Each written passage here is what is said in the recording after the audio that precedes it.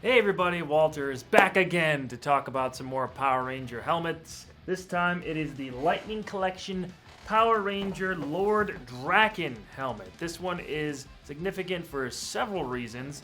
Number one, sorry I wanted to put this up a little bit earlier, but as you can see by the release of the new fanscription, What If Tim Burton directed Batman and Robin Part 1, that got pushed back quite a bit because I had to work on that video I'm finishing up, along with some other personal things. But this I've had for a couple weeks now. This is unique because, I'll show you the side box art there. This is because it is based just on the comic book from Boom Studios, created by Kyle Higgins. This is the combination, spoilers, if you don't want to know the origin of this, you should read all those books if you guys are big Mighty Morphin Power Ranger fans, because it deepens the lore and tells different things about it and does unique things with the history of Power Rangers that I think really turn out really cool for some really cool stories. But this Lord Drakkon is an alternate version of Tommy, the original Green-White Ranger, from a reality where he and Rita defeated the Power Rangers as the evil Green Rangers. So, in a last-ditch effort to defeat Rita and the forces of evil, Zordon was going to bestow the White Ranger power onto Jason, the original Red Ranger. So Tommy, this evil version of Tommy, breaks into the command center, takes everybody out, and steals the White Ranger power for himself, killing Jason and I think Zordon in the process. So that combines the White and Green Ranger powers into this, the Lord Drakkon set of powers that evolves as the story goes along. If you guys have read or know anything about Shattered Grid, we know that he kind of goes on to these different forms. This is, I think, just the first one. The first combination of the Green and White Ranger power before he acquires more powers as the story goes along. But it's gotten very popular. They made a short film to promote Shattered Grid that had Jason David Frank actually play Lord Drakkon in live action form, which is so cool to see. It was directed by the writer, Kyle Higgins again.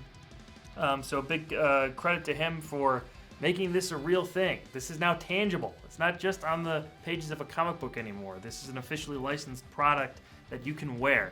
And this is a little bit more expensive than the other Lightning Collection helmets, especially from the Blue Ranger one that I opened just a couple months ago now, or a few weeks ago. I've lost all concept of time. But that doesn't matter. Let me show you the all sides of the box before I open it. There's the front. There's this side showing the helmet. Here's the back. And here's what I showed before, that cool art right there. I really like it. Bottom is just black, just in case anyone wanted to know. And the top is this. So, I pre-ordered this a long time ago. This wasn't supposed to come out until November, and it came out early, just like the Blue Ranger helmet did. So, I thought that was interesting. But I've had it for a few weeks now. It's time to finally open this up and put it on. Oh, that's funny because there is this, big black horn thing that's coming out of the front there. It's poking out through the top, the top of the cardboard. That's pretty funny. Let's remove this. And let's see. Taking out the helmet. Ooh, this one's packed with more stuff than usual. Oh, this is heavy. This is way heavier than the other ones. Oh, man. Well, of course, we have the stand in here, like all the other ones from the Lightning Collection and from the old Legacy line as well. But it's the same base, the same components that you put together to display it. Still says Mighty Morphin Power Rangers. No Boom Studios logo or anything like that. It's the same kind of deal. With the pole that puts in here, and then the helmet goes on top. Put this aside.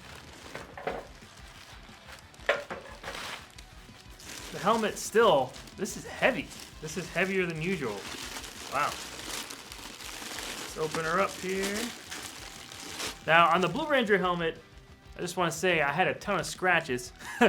I tried to get a replacement. They said that they weren't in stock to send me a replacement, but I went on the website and they absolutely are, so I think Hasbro's just being lazy. Big shock. I'm not going to get a replacement for that one. Here we go.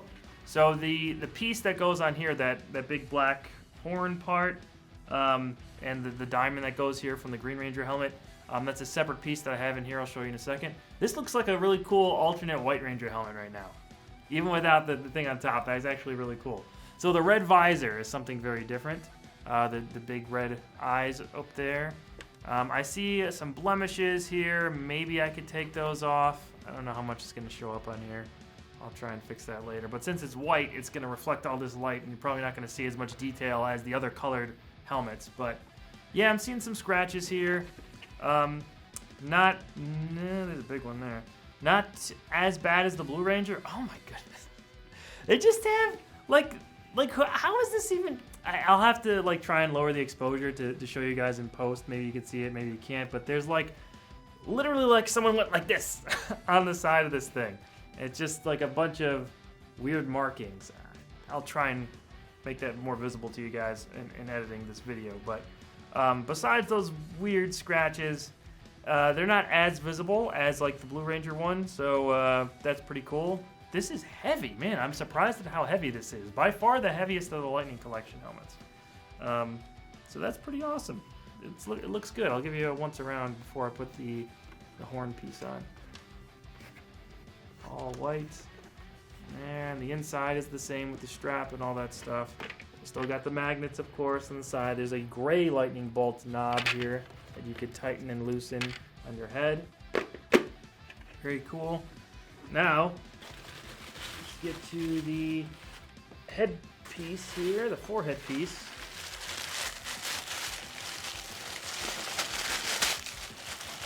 Woo. Whoa. Wow. Now that's unique. Here it is. Whoa. Very cool. See the red diamond that is from the Green Ranger helmet? You can see up there. And some of the design type stuff from the White Ranger helmet, the tiger helmet, the White Tiger helmet, I mean. And so it's sort of the Green Ranger, I don't know what you would call those kind of fins that go on top, but they're extended out for this design. And it's a really cool way to put together these two designs. Okay, so this thing talks. There's some sound effects and stuff that go on here, and I think I have to put the batteries in here, so got a screwdriver. I'm going to take this panel out right there so you can see it, and I'm going to put some batteries in, and we'll see if this works.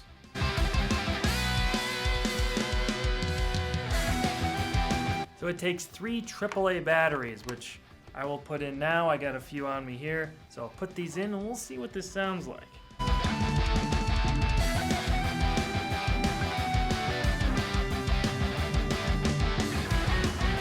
Okay. It's in there. The batteries are in here. Hello, hello, hello. Okay, so there's a stereo little thing here. That's where the audio comes out. I think this is a voice modulator, I'm pretty sure. Oh, just noticing there's a big old scratch on the black eyebrow spot right there. Man, there's just no attention to trying to keep these things in decent shape before they send them out. And that was never a problem with Bandai when they were sending out the legacy items, the legacy line, like the Red Ranger helmet that I have up there. The original Green Ranger helmet right here was a legacy one. Yeah, it's really frustrating to see that these are so freaking banged up all the time. I mean, who just takes like some kind of sharp object and carves things in there like a little kid? Again, I hope you could see that, but just noticed this. That really bothers me.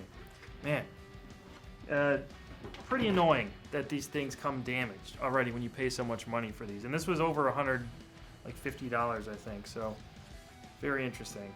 We're going to put this in here. I think it's going to just snap in. Let's see what happens. There's 4 holes in the head, and there's 4 prongs here. We're going to insert, and let's see if it stays in there. There we go. Okay. It's in there now. Sorry. So you got to push it in there until you hear a pop. You got to kind of press on it a little hard to get it all the way in there. And now it's in there. I wouldn't recommend doing that a lot, but I just wanted to make sure that it was for sure in there. Okay. So, as is the usual with these videos, I'm going to try this on.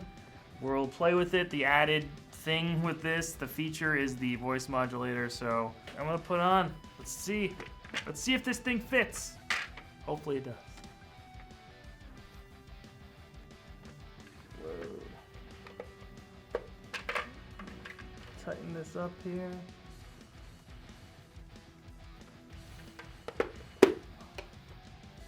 All right. It's pretty secure. Tighten this a little more. Whew. All right. Definitely not the most comfortable of these helmets. It's very top heavy because of this thing and the batteries that are up here and stuff. Not ideal. Oh my.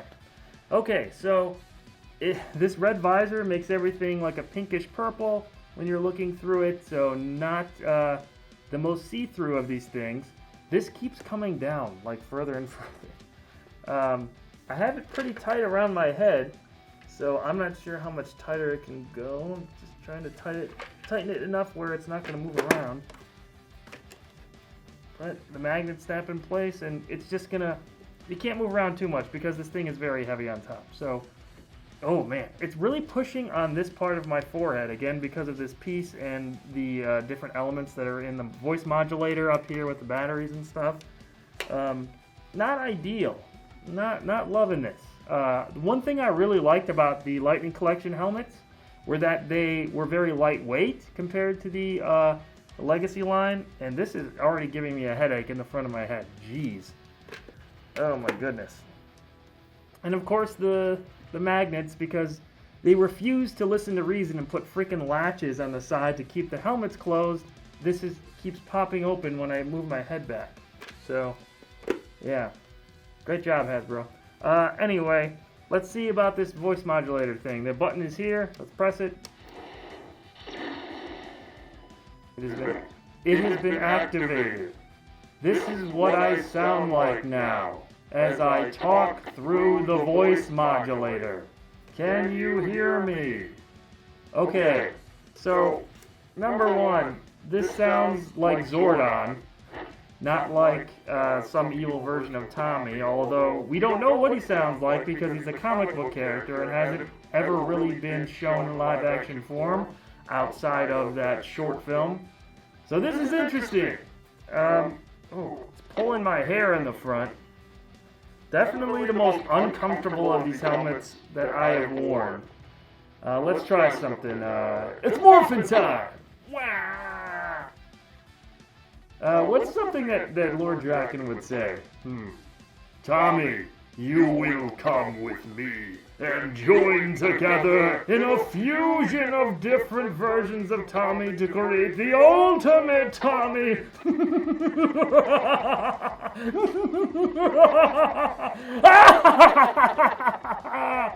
Sorry, I went a little overboard there. So that's the voice modulator. I'm going to turn it off now. Yeah, interesting stuff. I'm going to take this helmet off and we'll talk some more. Oh, man. Whoa. By far, my hair is all messed up, the most uncomfortable helmet of any of these. So maybe this one was just made for looks, but no it isn't, because they have the voice modulator in there, which is something that was not needed whatsoever. So a needless addition, upping the price for no reason. There's still scratches all over this freaking thing. Not as much as the Blue Ranger helmet, but still all around it. This headpiece is cool to put it in there, I mean, because it's a great design and everything, but it is very top heavy. It's pushing into my forehead here. So if you're going to wear this for long amounts of time, maybe if you get some kind of, I don't know, some kind of foam or something that's going to block there. Also, it's pulling on my hair in all different areas, much more than the other helmets. The genius magnet design keeps popping open because you want to push this up on your head, like push this back so that you could see out of it, because this thing goes very deep, and when you do that, this pops open on the back of your neck. So many design flaws in this thing, but it looks super cool. Again, I don't know why they added the voice modulator, completely needless, but it's gonna look great along with my other helmets here. Probably put it in the center with the white and green Ranger on the side. because this is the combination of both. But yeah, I mean, that's about it. Do you guys have the Lord Drakkon helmet? What did you think of the design and the functionality of the voice modulation and adding this big headpiece on top of it? And the weight of this thing, and is it worth the money? Let me know in the comments if you got it. For me, would I recommend this? Unless you're a huge fan of the comic books, if you don't even know who this character is and you just think it looks cool, does it justify the price? I don't think so. It's still really cool to have. If you are a big fan of the Boom Studios comic book series, then yes, I think it's worth it. But if you're just a casual Mighty Morphin Power Ranger fan, you didn't really read the comic books, this isn't worth it, I don't think. The voice modulation thing makes no sense to me. I don't know why they added that. But yeah, that's about it. Make sure you check out all the other unboxing videos, not just for the helmets, but also for the morphers and other items that I got through the Legacy line over the years. Now, we have this, we have the Blue Ranger, we're just missing 2 of the original Mighty Morphin Power Ranger helmets, and the collection will be complete, that being the Black Ranger and the Yellow Ranger, and I really hope that we get that at some point. Ironically, I am wearing black and yellow in the Batman logo here, so come on, let's go, let's get those 2, and we can finally put them all on display. I'll probably make a video when all of them are ready, including this one. This is a cool addition, sort of a side piece to that, but I'm really looking forward to seeing what those other 2 come out with. Hopefully, when I get them, they're not all scratched up like a little kid took something sharp and was just rubbing it all over these helmets, scratching up the paint and stuff. But I'm happy enough with the purchase because it looks so cool, and I am such a big fan of the Boom Studios run of Shattered Grid and everything that Kyle Higgins did with this character. So that's somewhat worth it to me. I think it's worth it because I'm a big fan. But if you're not a big fan of those comics, again, I don't think it's something that you absolutely need. So that's it for me, guys. I'll be back real soon. I'll talk to you later. Make sure you go check out that new fanscription, What If Tim Burton Directed Batman and Robin Part 1. And we'll see you back here real soon, where it's always Morphin time.